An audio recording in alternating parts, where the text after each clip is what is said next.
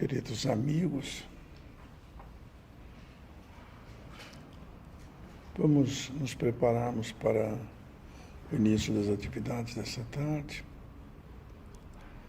Como de costume, mentalizamos a figura amorosa de Jesus, o mestre amigo, companheiro de todas as horas.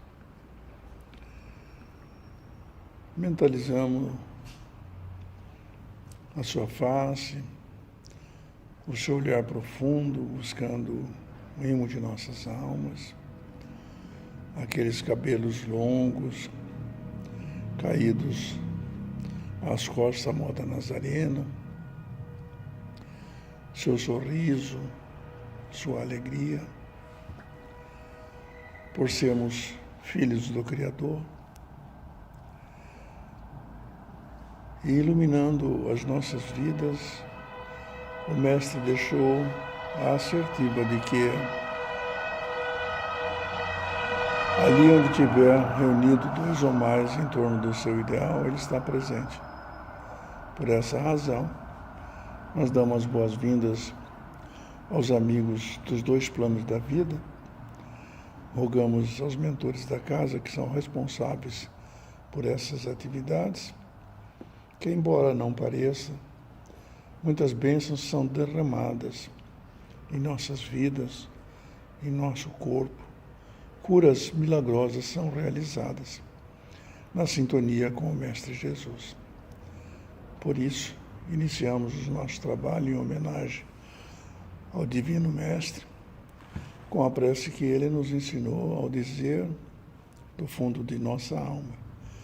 Eu, pela palavra articulada, e todos os demais podem fazê-lo pelo pensamento, dizendo: Pai nosso que estais no céu, santificado seja o vosso nome, venha a nós o vosso reino. Seja feita a vossa vontade, assim na terra como no céu. O pão nosso de cada dia nos dai hoje, Senhor. Perdoe as nossas ofensas, assim como nós perdoamos aqueles que nos têm ofendido. E não nos deixe cair em tentação, mas livra, Senhor, de todo mal, porque vosso é o poder, o reino e a glória para sempre. Abertos os trabalhos, hoje a dona Cristina nos honrou escolhendo o texto, não é? Então, vamos começar pela professora aqui, professora Célia. Nós estamos bem. A senhora é professora também, não? Mas é da vida, né? Professora da vida, né? Não precisa. Não é verdade? Não precisamos ser, na verdade, formados, né? Melhor se fôssemos, mas na vida forma, a senhora tem razão, dona Célia. Por favor, então. Quem é minha mãe? E quem Só o texto é. O texto do Evangelho escolhido é honrar o pai e mãe, honrar o vosso pai e a vossa mãe, né? Ok.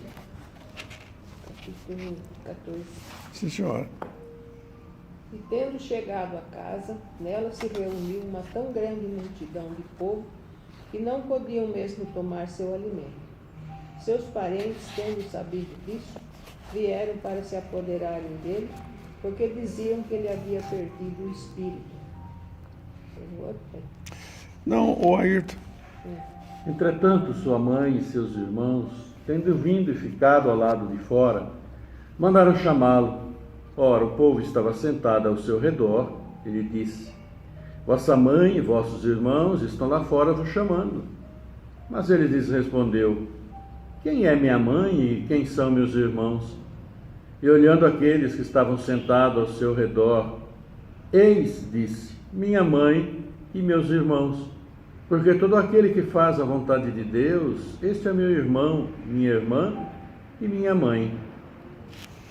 Certas palavras parecem estranhas na boca de Jesus e contrastam com a sua bondade e a sua inalterável benevolência para com todos. Os incrédulos não deixaram de fazer disso uma arma, dizendo que ele próprio se contradizia. Um fato irrecusável é que a sua doutrina tem por base essencial, por pedra angular, a lei de amor e de caridade.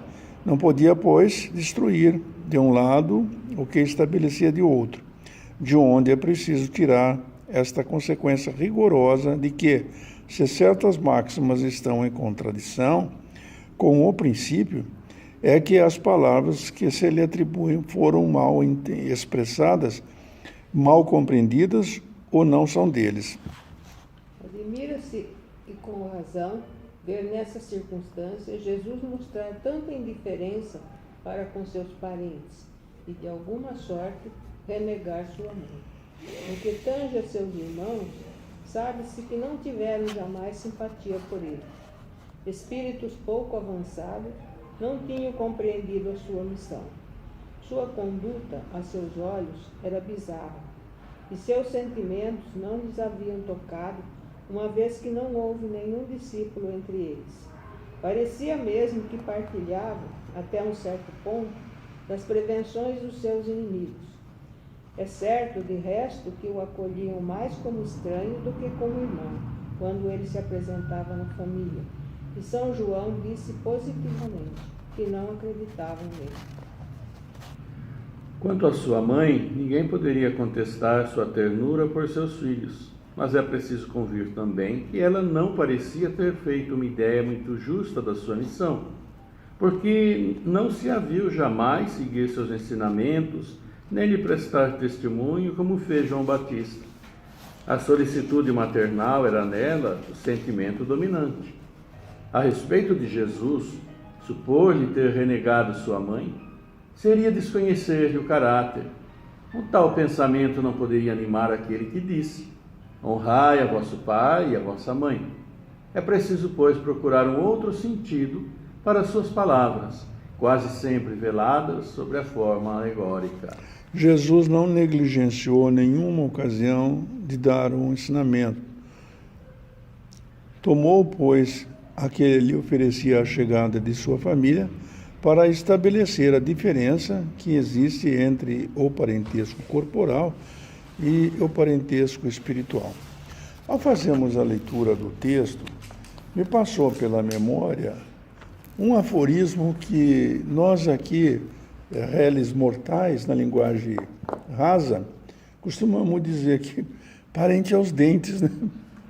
Que conversa é essa? Porque os irmãos realmente não guardavam, não nutriam simpatia por Jesus ou pelo postulado dele, tanto que não deu nenhum seguidor, né, aos seus familiares.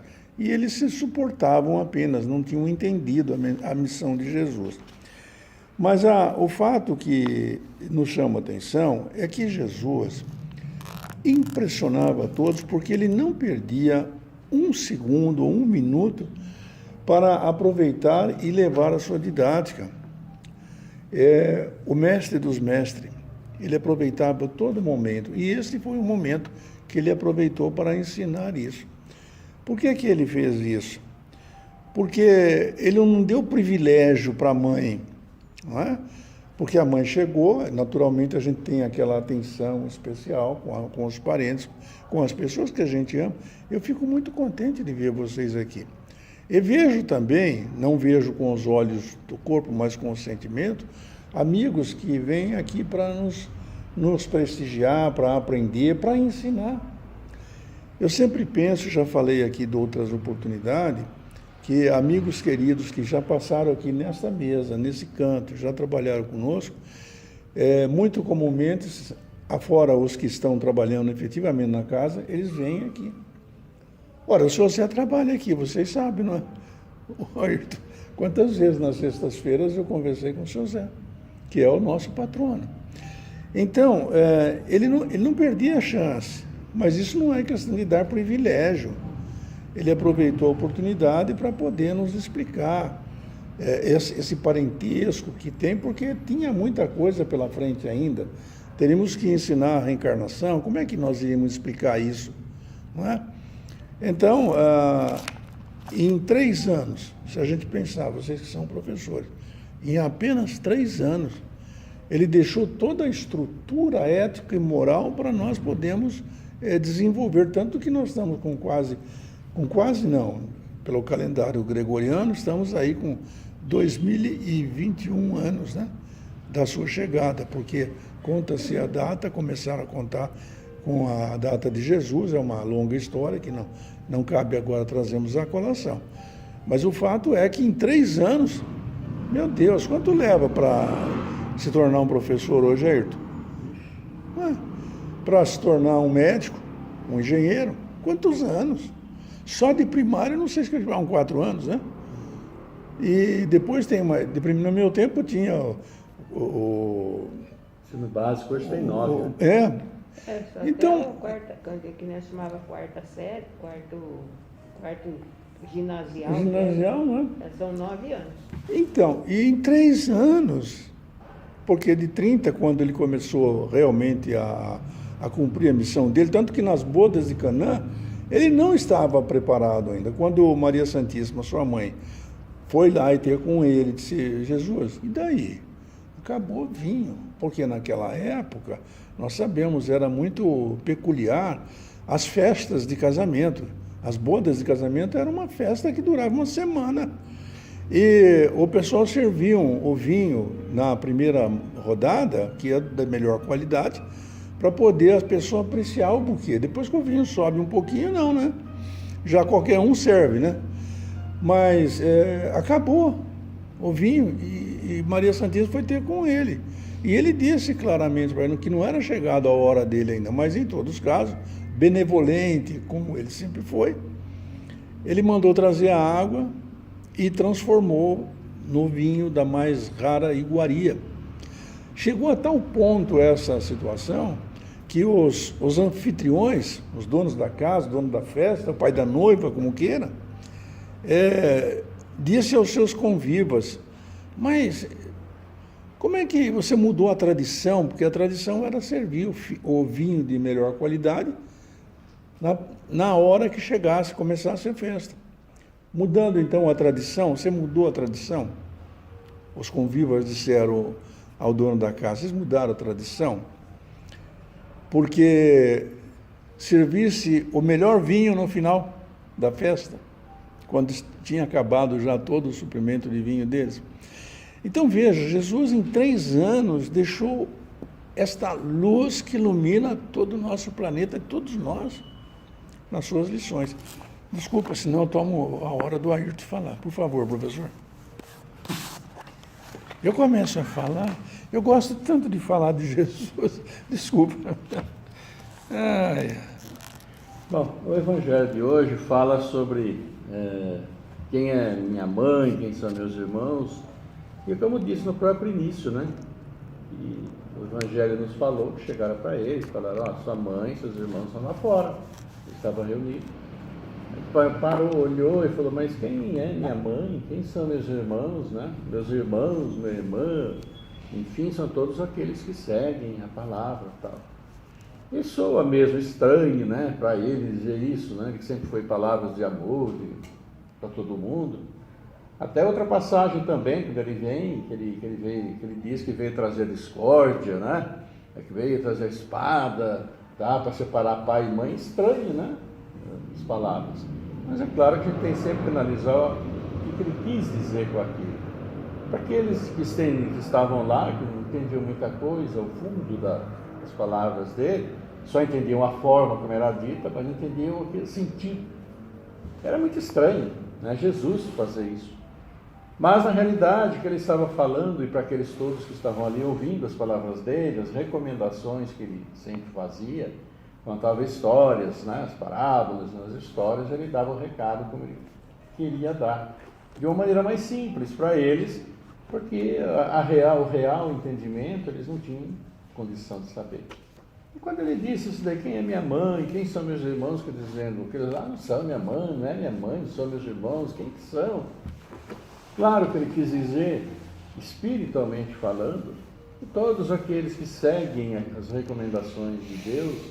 E na realidade, quando os profetas vieram, eles trouxeram por inspiração, claro, né, porque sabiam as palavras de Deus, os alertas, como deveriam viver, o que estavam fazendo de errado. Mas aí depois veio Jesus, e Jesus veio e traz as palavras do Pai, né? Porque Deus não chega para nós e dá o recado direto. Claro que vem por aqueles que são chamados interlocutores dele na nossa história, que vieram trazer. E ele vem trazer as palavras e recomendações de Deus para nós, todas as palavras que ele assim disse, aquilo que ele manifestou na vida dele, E ao dizer isso, ele fala, e claro, se refere à questão espiritual, que para o pessoal daquela época não estava absolutamente claro. Que aquela época morria, ou você vai para o céu, ou você vai para o inferno. E tantas vezes ele usou essas mesmas expressões, o Evangelho tem, vocês vão para o inferno, porque era o que eles conheciam. Na realidade, era o que eles temiam, né?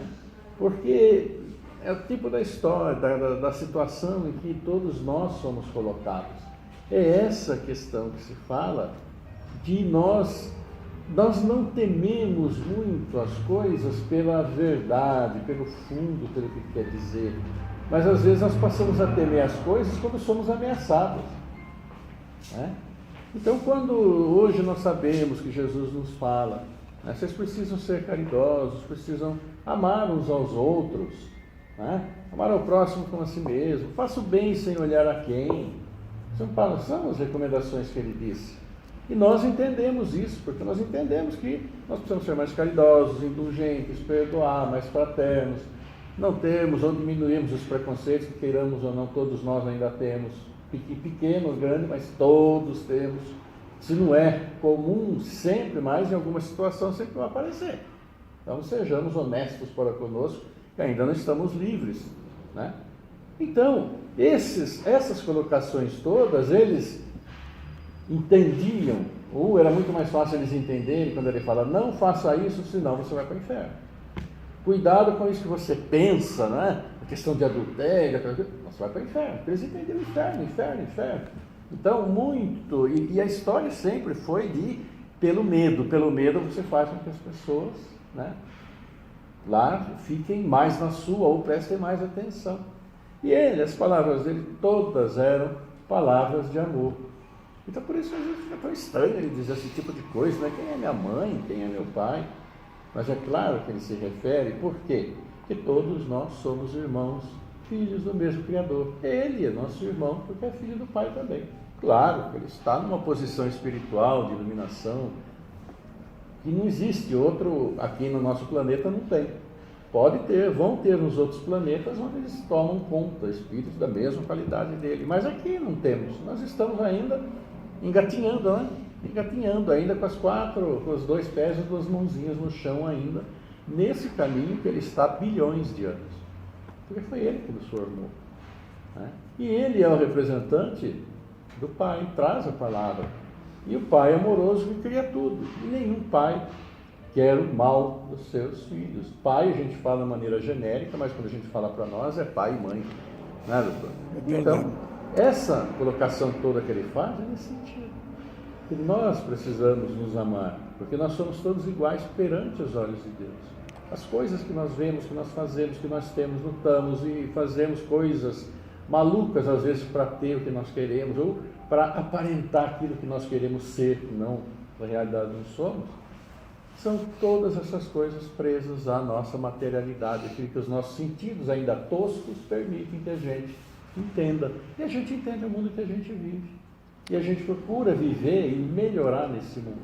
Mas o recado que ele deixou é: precisamos estar sempre atentos àquilo que nós fazemos, porque a evolução, o progresso espiritual, o progresso moral, ele vai acontecer.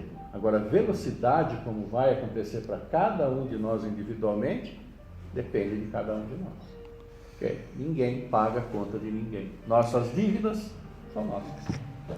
Conforme eu enunciei no início da nossa conversa, Jesus, o maior pedagogo da história da humanidade, na sua metodologia de falar por parábolas, não é? De fazer as alegorias para nós podermos ter o entendimento, né, daquela situação que vivemos, vocês podem observar que não foram uma, duas, mas centenas de vezes que Jesus provocava o intelecto de cada um. Quando aquele povo léu vai até ele e diz: olha, sua mãe está aí. Quer dizer, não vai dar privilégio, preferência? Ele provoca. Ele provoca como? Dizendo assim: mas quem que é minha mãe? Quem que é meu pai? Quem que é meu irmão? Não foi isso que o Evangelho fala? Quer dizer, a pessoa tem que começar a pensar, a raciocinar, mas como assim? Ele queria dar a transcendentalidade da vida, que tem a família, é a família universal. Nós somos todos irmãos. Como é que incutir isso na nossa cabeça? Se só estava na matéria. Então ele provocava, mas não é só aí que ele provocava. Quando os fariseus levaram a questão para ele se era justo pagar o tributo a César, imagina. Quando fala em pagar qualquer conta, a gente pula do lado, né? E aí ele pediu uma moeda. E eles deram aqueles patacões, né? Mostraram para ele e ele mostrou, quem que é essa foto aqui? Digamos na linguagem de hoje, quem que é essa foto? É de César. Então dá a César o que é de César e a Deus o que é de Deus. Veja como ele provoca a situação para que a pessoa reflita na lição. Ele não estava deixando de amar a mãe, a família, absolutamente não. Ele estava dizendo que aquele que faz a vontade do meu Pai, olha que ele deu um salto quântico aí, para mostrar, como o Ayrton falou, que tudo era por medo. E ele vem trazer a figura de que o Pai de amor não é aquele Pai temeroso. Ai, Deus castiga porque eu fiz isso errado. Senhor dos Exércitos, né? Deus não castiga ninguém. Até hoje tem pessoas que imaginam que Deus castiga. Deus não castiga ninguém. É a misericórdia de Deus. Agora, como é que a gente vê pessoas que nascem com grandes problemas físicos, problemas mentais, né? E outros são saudáveis, outros nascem em um berço esplêndido, outros numa miséria infalível. Por que isso? Olha as lições de Jesus em 3 anos, o que ele tinha que fazer. Dá para nós todo o arcabouço, para nós podermos crescer. Nós estamos com 2021 anos, é pouca coisa, aqui. Mas e nas outras vidas que nós já vivemos? Então, presta atenção como é que Jesus podia explicar essas coisas se não fosse dessa maneira, de buscar as intenções, de fazer as pessoas poderem refletir. Como é isso? Não é simplesmente aceitando, é a fé raciocinada.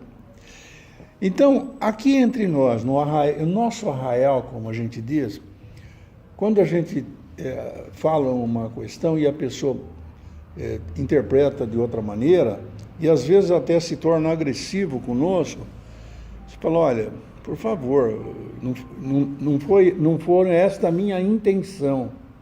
Eu não quis te ferir, eu não quis te magoar, mas o tom com que nós falamos, o jeito com que nos expressamos, representa muito das nossas vidas, o que vai no imo de nossa alma.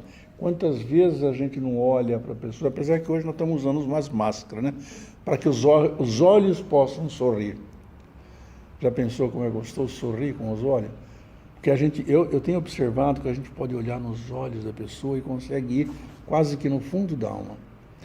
E essa também foi uma razão que levou Jesus a dar uma lição de moral extraordinária para o sentido do que ele queria empregar.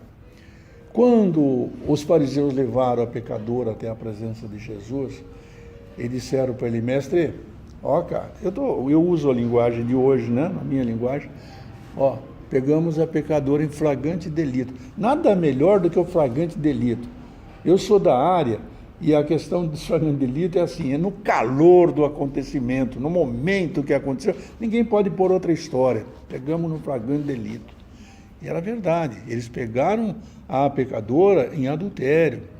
Só que não examinaram as questões profundas que tinha no caso.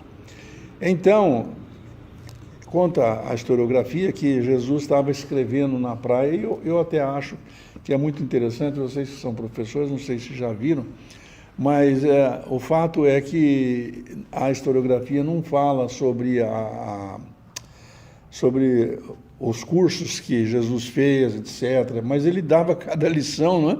Então essa é uma história que a gente, quando começa a pensar, estava escrevendo na praia, então ele era alfabetizado, não é? Bom, mas não é essa a proposta. Aí ele simplesmente não deu atenção para aquela assembleia sanguinolenta que desejava lapidar a mulher. Lembramos que lapidar é não é tirar aquelas pedrinhas não brita, né? Pedrinha brita de construção, né? Que usa para fazer asfalto, não é isso não. Era amarrar em um pelourinho, como nós temos lá na Bahia, a pecadora, e ficar tirando pedra, aqueles tijolão.